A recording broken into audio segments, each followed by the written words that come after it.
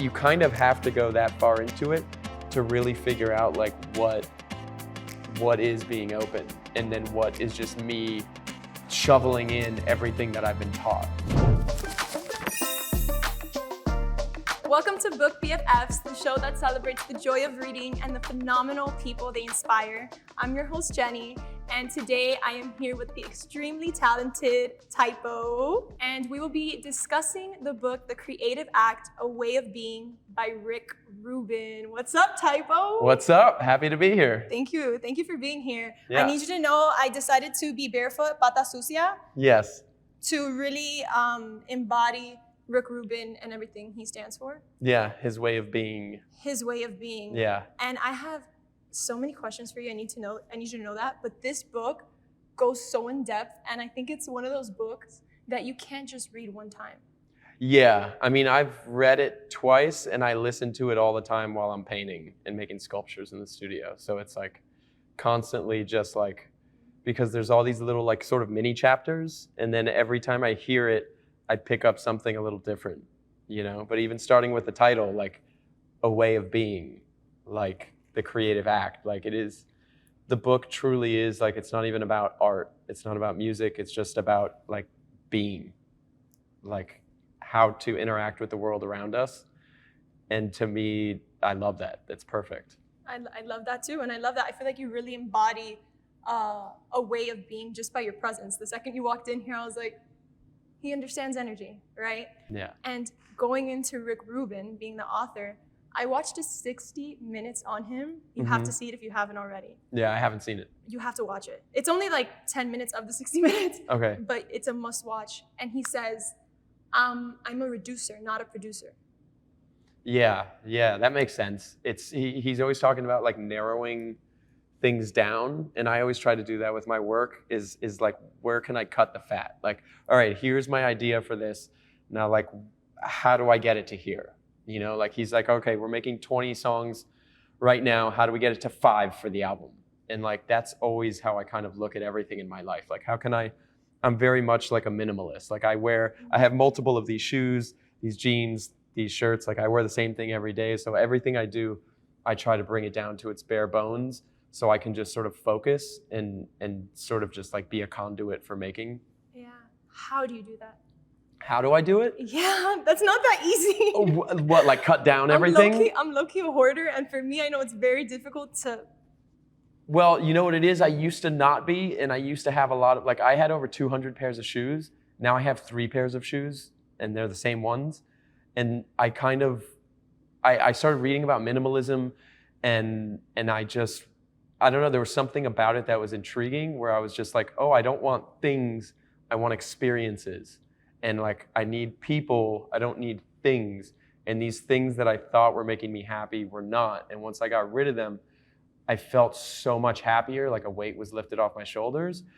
And then like from there, I just kept going. And I like went through all the stuff in my house, like furniture, like everything, like even food. I am very minimal and how, at least at home, like I cook most of my food at home. And so just, I try to keep it clean and efficient. And then when I go out, I eat, you know, whatever the hell I want. But like, it just makes everything so much simpler and easy. And I don't have to think. Like, I don't think, whereas before I'm like, oh, I'm going to an opening, like I'm gonna put on this crazy jacket or this shirt or like this new thing I just got. Now I just grab it because my closet's this big and it's just black.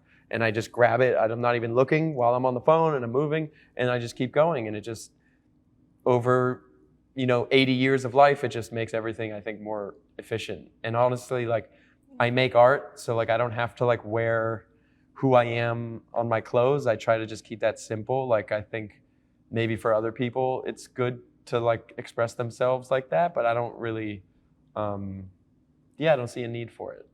What was like the key note that you took from the actual book? Well, I feel like if there was a thesis, it would be to get the fuck out of my own way. You know what I mean? And it's like, just be a conduit. And it's just like, be open, because like the world, like things are happening. And if I'm listening, then I'm gonna know where to go next and what to do. When I'm stressed and I'm running around, what do I do? And I'm freaking out and all these things, then it always seems to be like you're hitting a brick wall. And like, that's not ever where I wanna be. And so to me, like, almost everything in there is really like, get out of your way, be open, like be open to life. Like, yeah, I live in Miami, but I'm also open to maybe living somewhere else one day. Like, I don't know. And like, I think life just happens, and you have to just be ready to sort of adapt and grow at all times. And one of the things that he mentions about a lot is keeping your childlike wonder, and how you're like, my psychologies with children. Explain that childlike wonder within you. Yeah, I mean, I'm curious about everything, like no matter what, because sometimes, you know, I think we go through a series of things, like we all pull up with like our own U-Haul truck full of issues, right? And it's like from our childhood, from the way like my parents raised me, to like instances with friends and things and stuff happens and we're scarred and we have all these things that now molded me into this like human being, whether you're jaded, whether you're excited, whether whatever it is, depressed, like life is an insane place. It's like beautiful, it's violent, it's amazing, it's happy, it's terrifying. It's like all of these things at the same time. And for me, I just try to be like, put myself in a place where I was like 5 years old. And they're like, what do you want to be when you're an adult? And I still ask myself that, like, especially during lockdown, I was just like, was the first time in my entire life that everything was just quiet. There was no jobs, there was no work, there was no hustling, there wasn't 24/7, 365, no days off, like, which is what I was doing before. And I think my quality of life then was a little bit less. And then once I had that time to stop and think for a little bit, I was just like, oh, what do I want? And then like, oh, taking more time and like relaxing and like all these things. And then I could kind of like implement things like that. Something Rick Rubin talks about a lot is that we're translators. And you mentioned the word vessel earlier. Yeah. So using our bodies as a vessel to translate messages. And I feel like art is one of the most beautiful ways to do that. So when you're painting, when you're creating these pieces, and when you're about your daily life, how are you that translator in your art? I mean, I try to just let it come. Like, I try not to think about it too much. And I try to get into like what I guess I call like a flow state and just like let things happen. I mean, you know, it was really hard when I was young because, you know, you're like 20 years old. You're like, who the f am I? Like, what am I doing? Like, it's just like, it's hard. Like, whether you're anything, like, I think whether you're a tennis player, whatever, like, you don't know what your style is yet. And so it's like when I was trying to figure out who I was as a creative and what my visual vocabulary was, it was really difficult. Whereas now I've been doing it, I'm 39, I'm turning 40 this year. And it's like I have, you know, like 20 years of creating experience where now I can actually, almost like a mood board, but not in such a cheesy way. I can literally put everything out that I've done in the last 20 years and I can see who I am and what I'm putting into the world. And then I'm like, oh, this is me. Like these are parts of me. And now I can look at all of that and then vibe off of that. And I saw a documentary one time and Lil Wayne was talking and it was kind of amazing and that inspired me. And he was saying that he only listened to his own music. And like, so he's just like, he's not listening to everyone else's new tracks, all that. He's just going, getting beats, freestyling. And I love that he was just like inspiring himself to be a better version of himself. And so I started doing that. And I started surrounding myself with my work and looking and getting so deep into it where I was realizing the colors I was using, the shapes I was using, like the dimensionality, like the composition. And then I started, oh, that's my thing. And then I was like, oh, this is my other thing. And then I go, oh, all these things together are me. And then I realized that there was sort of like a game plan there that I wasn't looking at, that I didn't know about until I kind of zoomed out and saw everything. And then after that, there was like this flow state where I kind of just go. And then now I just like play. It's like one thing rolls into the other and it's literally just like a ball rolling down a mountain. And I just kind kind of ninja roll into this. Yeah. You know? Like you ninja rolled into here. Yeah, basically. I told you that. Yeah. I'm like, I feel like you're just such a playful person. Yeah. You know what I mean? Well, and I try to just be that person and I just go. And like, I feel like my work is better, my life is better, and things just get better. And obviously like nobody's perfect. Like I'm insane. But like, I think that like the more I practice it, the better I get at it. And it's like the less stressed I am in life, the healthier I feel, the younger I feel. And it's just like, who wants to be running around being stressed and like crazy all the time? Like, of course. Life is too short for any of that. It is, enjoying every moment. Yeah. And something that talks about in the book that you kind of mentioned here that I want to bring back was how you were like, when I was in my 20s, I was like, who am I? I'm figuring this out. And now you welcome me, your beautiful 40s that's right around the corner. You feel more confident, solidified in who you are. But talk about how your art has progressed through that and using your personal life parallel to that. Oh, totally. I mean, my work matured. Like I always tell people, like as I matured and grew up and turned into an adult, my work matured.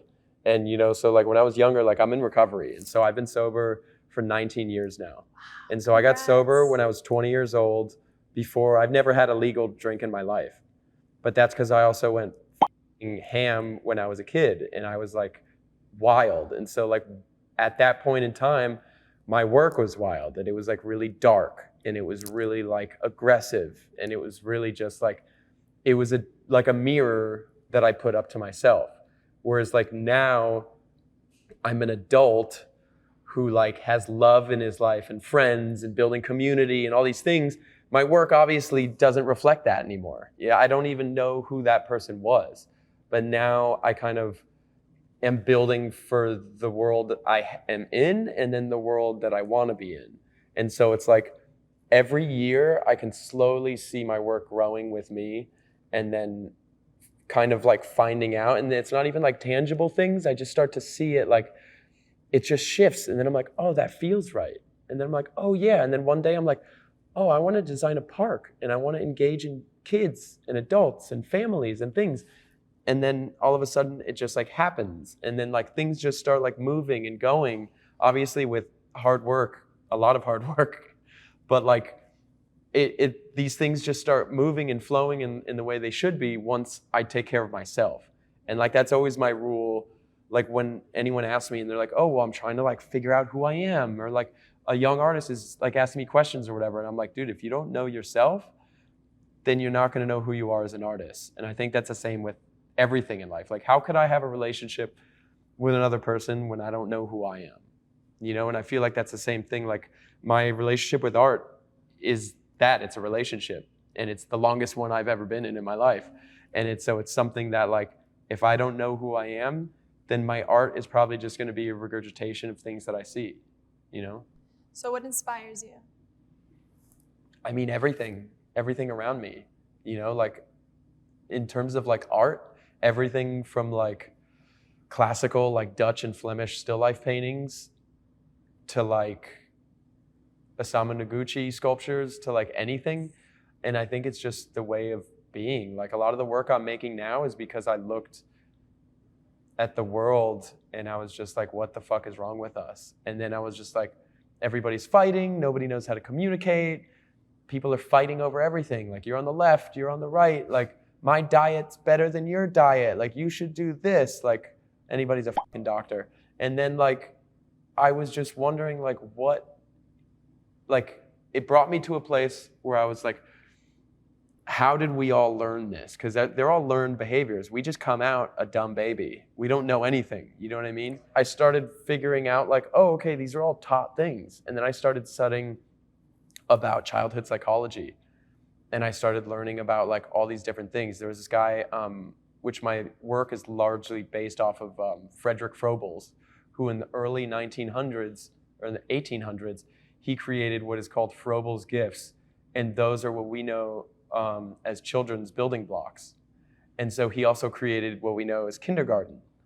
And so he was really interested in like the parental child communication and like the barriers and the problems and solving problems and like colors, shapes, textures, space, how we deal with failures, like all these different things.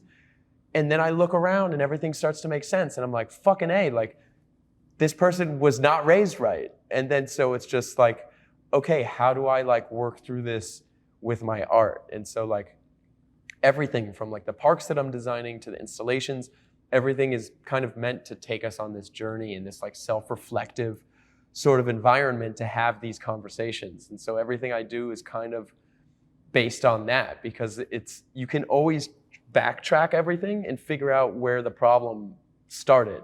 And so if it started there, it's like, okay, great, how do we solve that problem? Right. And so because like at the end of the day, like we all want the same basic shit. We want to be happy, we want to be healthy, and we don't want anyone we love to be harmed. And it's just like, I think everybody can agree on that.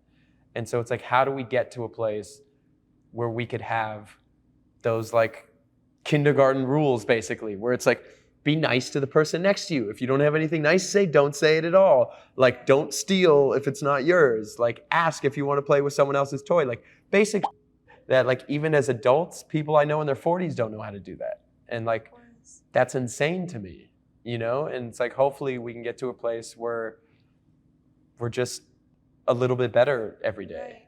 Right. Are there any like takeaways that you want to drop from the book? Anything you want to share that you've interpreted? I know it's a lot. I'm telling you, we could There's do so many. I mean, there's 12-hour podcast on this. Yeah, there's a lot of things. I mean, everything is like, from little things. Like, there was one part where he talked about like there was a problem they were having creatively or something like that, and he needed to make a decision. And he went to like a library or like a bookstore, and he just opened up a random book and went like that and read it and see if that like pertained and like connected to that. And I just thought that like that openness and also like that willingness to go on like some sort of journey like that is f***ing dope. Like, to me, like, I've been doing things like that all the time, where it's like literally, yeah, I'll just open a random book and look at it and do that. But then also just like problem solving. I just try to do something different. Like he said in one part that like a band was playing at nighttime and they couldn't figure it out. So they started working in the morning, or they're working in the day all the time. And so they worked in the dark and turned the lights out. And it's like, there's things like that where it's just, how do you look at life in a different way? Because it's like, we're all set in these ways.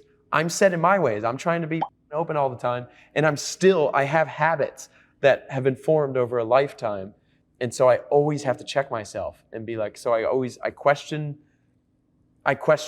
what I'm getting from other people. I question myself. And I'm just like, am I saying this because I believe it? Am I saying this because I'm trained to say this? Am I saying this because I just hear my parents saying it growing up and I think it's me being autonomous, but it's not?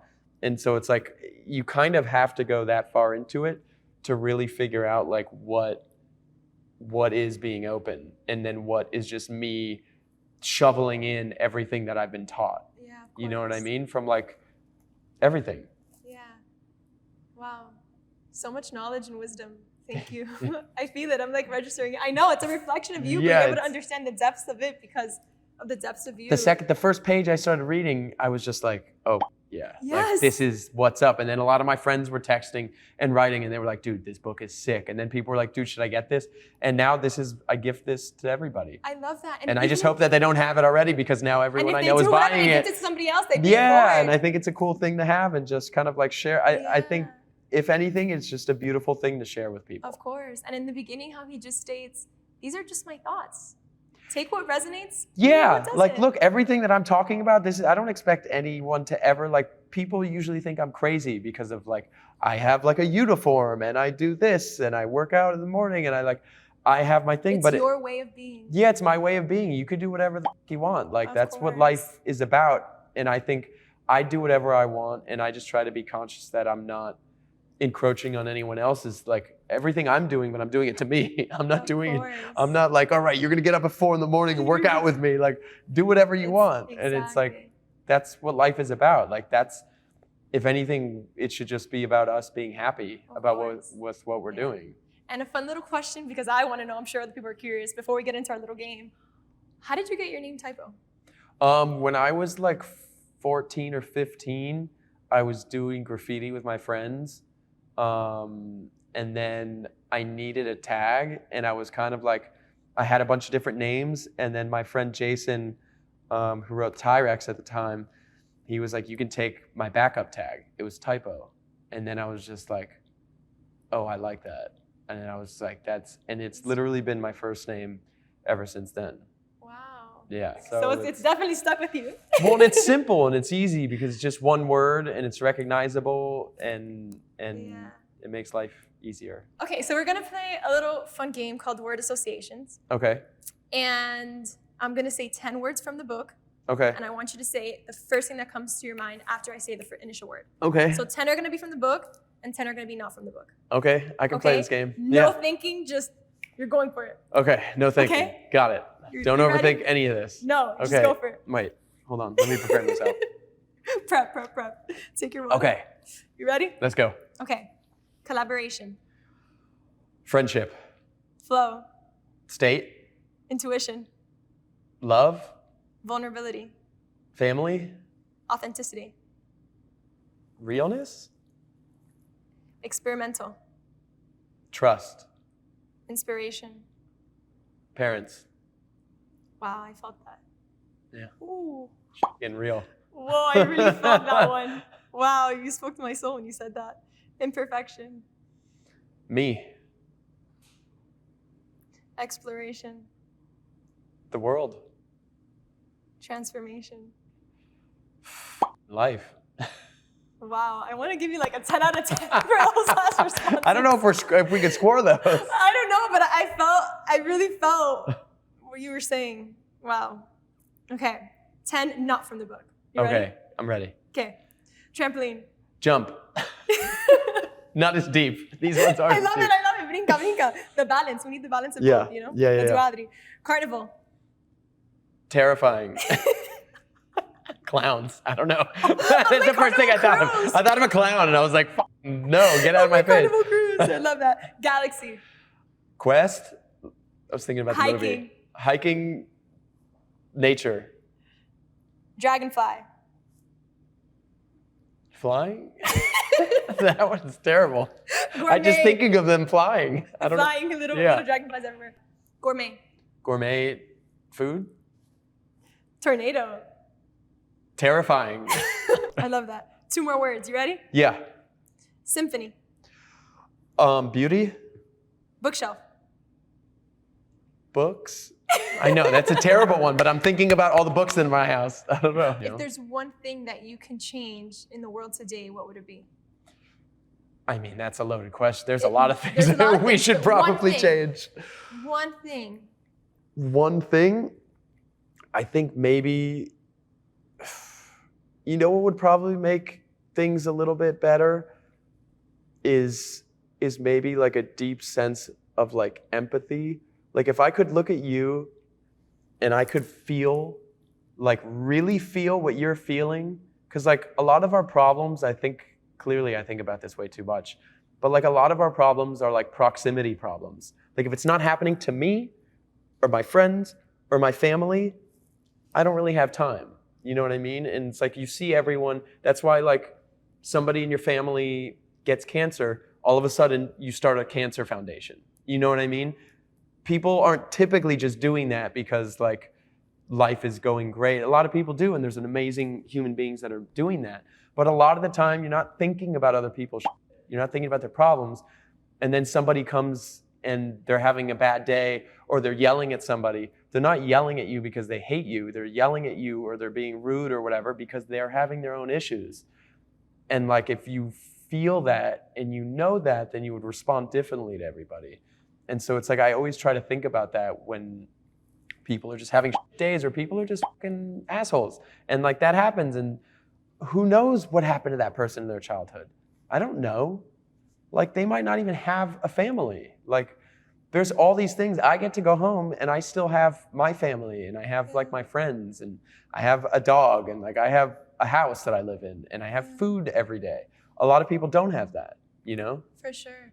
Well, Typoe, thank you for being here. It has really been a pleasure. You are a walking light of wisdom who has gone through darkness, but you're sitting here enlightening people not only through your artwork, but through your words.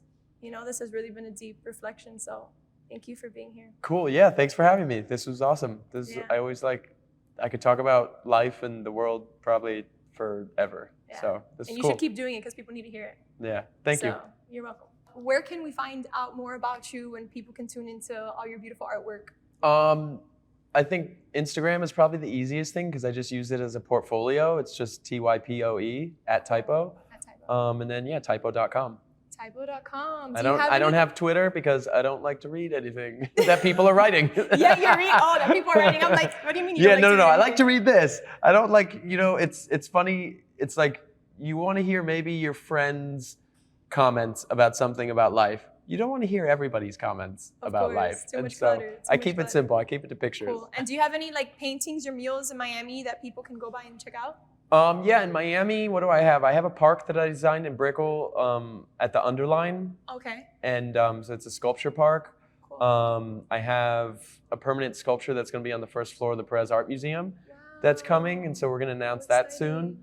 And then, yeah, I have like a mural in Wynwood that's like, it sort of all looks like neon. And then there's neon on top of it at the Wynwood 25 building. It's off of 25th Street, I think, in 2nd. Yeah. Cool. Love that. Thank you guys for tuning into today's episode. Make sure you guys like, comment, and subscribe. Typoe is amazing. Make sure to check out The Creative Active Way of Being by Ruben. It will honestly change your life and give you a lot of more wisdom than you gained today. So make sure to comment, like, and subscribe, and see you on the next one.